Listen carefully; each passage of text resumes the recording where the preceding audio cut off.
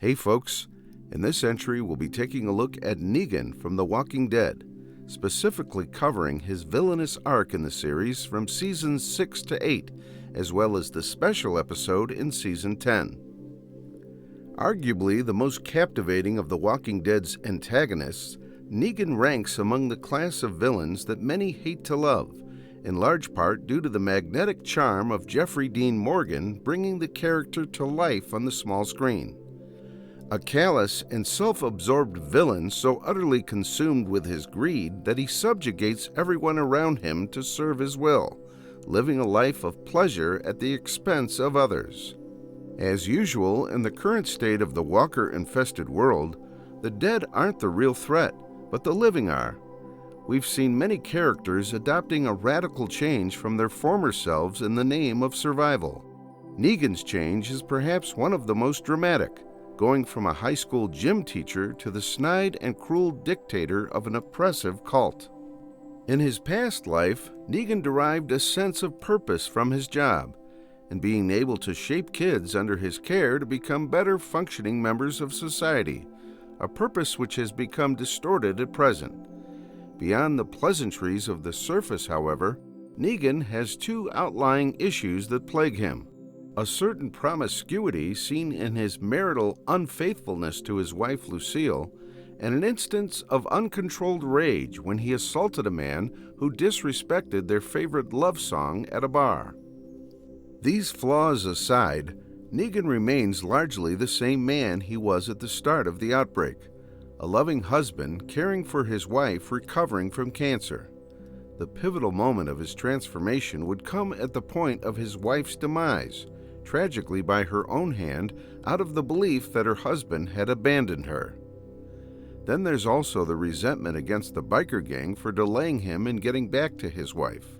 While it's probably not the only factor, Negan's encounter with the biker gang helped reinforce a new mindset, the notion that in the current state of the world, you earn what you take, a sentiment that he shares with Dwight later on.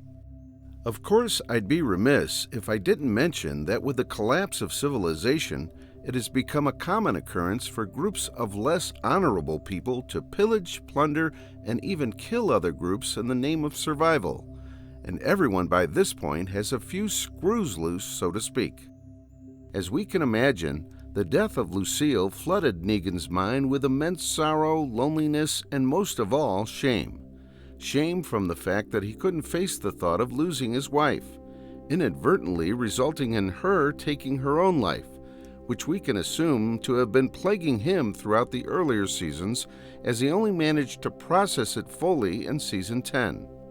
In all this, therein lies a recurring theme with Negan, and he himself says this as much in his reflection at the fireplace, admitting that he was a coward, that he has a tendency to take the easy way out, choosing to run from his emotions instead of processing them. He couldn't bear the thought of losing his wife, so he fled from that possibility. To cope with the resulting shame, he desensitized himself to the point where he didn't feel anything, a self-defense mechanism to shield himself from the overwhelming shame. But while it served the purpose of easing the pain, this act of numbing himself led to a hardened conscience, turning him into a callous, cruel, unempathetic, and selfish man.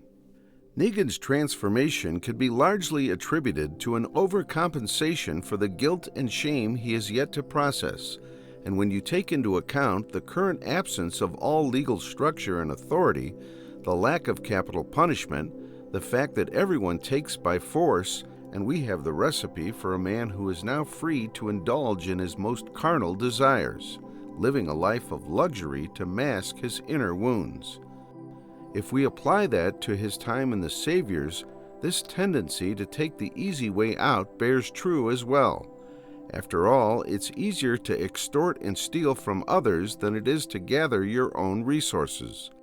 And it's easier to rule out of fear and intimidation than it is to acquire loyalty through altruism and compassion. His new approach to life can be summed up in the statement of having as much enjoyment as possible. This approach is foremost reflected in his choice of attire, a black leather jacket clad with boots resembling that of a biker, an indulgence which he dabbled in before the world turned upside down, but has now become his recurring look. When we do encounter Negan in his time in The Saviors, we find a man who is seldom without a smile, both publicly in front of large groups and also in his more private moments, signifying that this isn't an inconsistent persona or a facade. He is genuinely having the time of his life. Unfortunately for the people around him, Negan has his fun at their expense, and it's a costly one, even taking sadistic pleasure in their suffering. What makes Negan also more prone to his cruel methods is also the fact that unlike most of the protagonists, he has no social support, or at least none significant enough for him to rely on for an emotional pillar. And as we've seen in the series, those who are more isolated, like Michonne and Morgan, naturally tend to be a bit more unhinged before their integration back into some form of society. In the absence of any meaningful social connection, Negan turns to the only option he has left, projecting his emotional needs onto an inanimate object as a coping mechanism. In his case, a wooden baseball bat wrapped in barbed wire, which he affectionately dubs as Lucille to create a representation of his deceased wife. Negan's reliance on his baseball bat is a testament to the fractured state of his mind, and likely a manifestation of the unprocessed guilt he has over his wife. He genuinely does have an emotional attachment to it, as seen by how touchy and possessive he is over it and by his cry of despair when being denied the bat during his stay in prison. In terms of an emotional bond, perhaps there is some similarity in Negan's attachment to the bat as Tom Hanks' character has with Wilson in Castaway. But beyond a coping mechanism, Lucille also becomes a prop for Negan to justify his atrocities, often used by him as an excuse for bloodshed under the concept of quenching her so-called thirst. With his newfound mindset, Negan would quickly rise up the ranks of his community, replacing the former leader whom he described as someone who allowed people to be weak, hinting at the possibility that they suffered some misfortune under his leadership. To prevent such a scenario from occurring again, Negan would swing to the other extreme, citing his heinous methods as the noble means of making his people strong, a callback to his former purpose of nurturing kids as a gym teacher. Negan's choice to label his group as the Saviors is another key aspect of his personality, his savior complex. Repeatedly throughout his dealings with the communities, Negan justifies his actions under the notion of quote-unquote saving others. In some twisted sense, that is somewhat true, as it's certainly better to have 4 walls and a roof over your head plus other basic necessities than taking your chances out there on your own. I'm sure there are many individuals like Morales who have found refuge with the Saviors amidst the chaos of the outside world and are actually grateful to be taken in. And on another plus point, while it may be oppressive, Negan and the Saviors offers something sorely lacking in the current world, that of civilization and order. There are rules that govern behavior in the Saviors' community, rules that maintain some level of human decency in a time when everyone is free to indulge in their most carnal desires in the absence of consequences, although it's an enforcement that is often barbaric, such as Negan's fatal stabbing of the man who attempted to force himself on Sasha.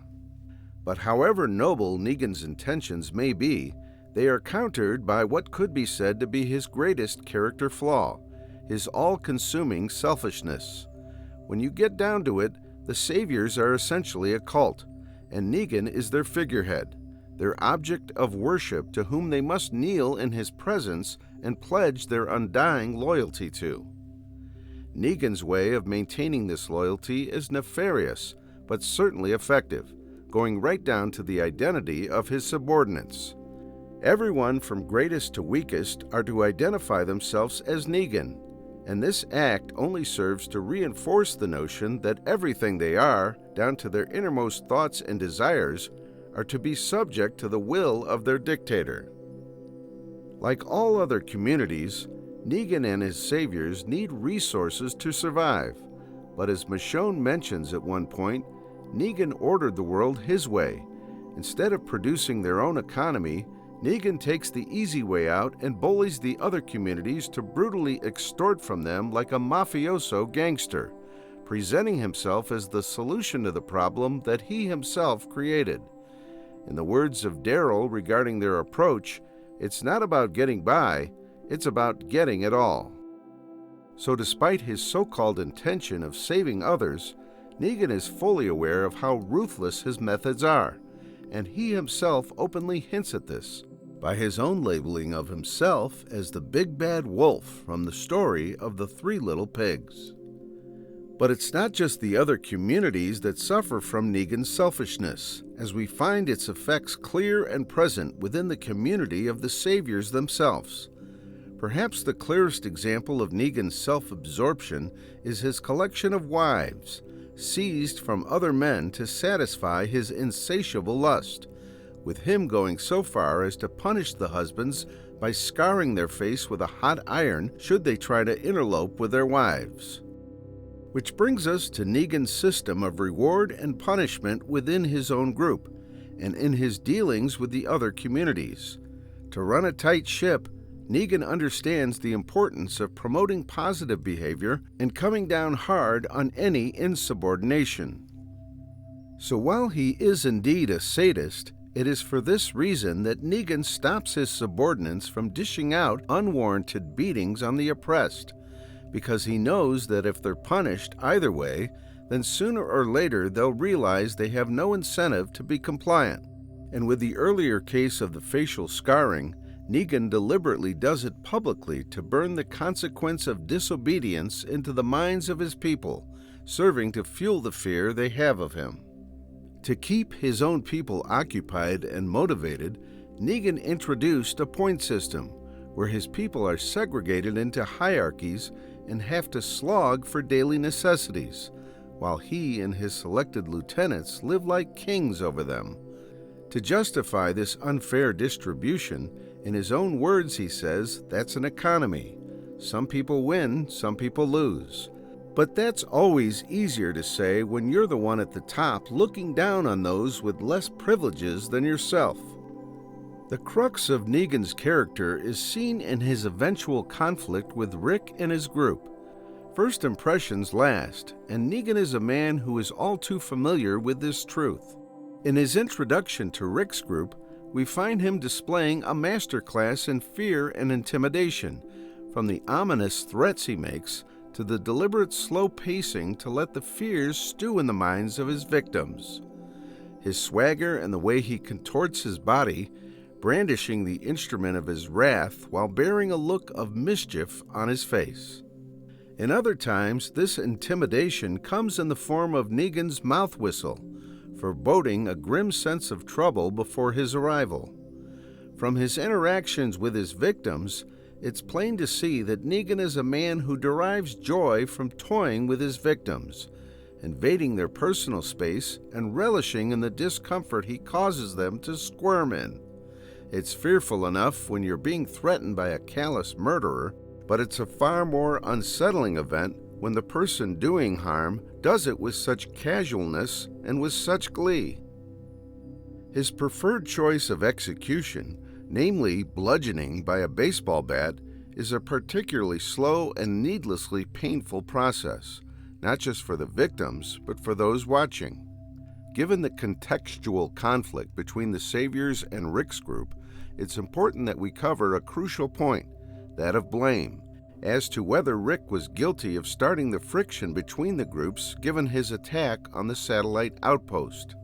The answer to that is a maybe, as the Saviors by then already had a reputation for being vicious, such as the biker gang's hostile encounter with Sasha and Abraham.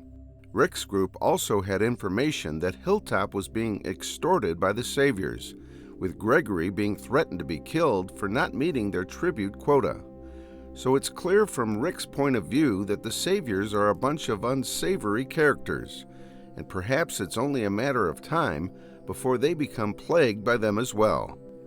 Rick's attack could be said to have some element of self-defense, but with that said, his choice to simply eliminate everyone in their sleep is morally questionable at best. Sure, it's the most practical solution that would preserve his own team, but then there's the possibility that there were innocent people at the outpost who didn't deserve to die. But regardless, even if Rick's choice was morally gray, Negan's actions are far worse in comparison, being numb to the suffering of others and the cruelty of his actions, such as forcing Rosita to look upon Abraham's bloody corpse and his distasteful comments as he bashes Glenn. Sure, it was a better outcome that he spared Rick's group instead of killing them all, but it's only so that they can serve him, with Negan telling Rick the mantra of, "You answer to me, you provide for me, you belong to me." And in his later attempt to keep Simon from killing the scavengers, we hear Negan's philosophy from his own mouth, the sentiment that people are a resource. This remains one of his precious few redeeming traits, that his greed would stay his hand from murder. Negan isn't the worst of the saviors, with that title probably more suitable for someone like Simon, someone equally deranged but far more destructive. But beyond providing for him, Negan's choice to keep his enemies alive also stems from a certain appeal to his ego. It's one thing to conquer your enemy using force, it's another achievement to be able to subjugate them and keep them as living trophies as testament of your victory. It's for this reason that Negan takes an affinity to Daryl, choosing to break his spirit in order to indoctrinate him into his cult.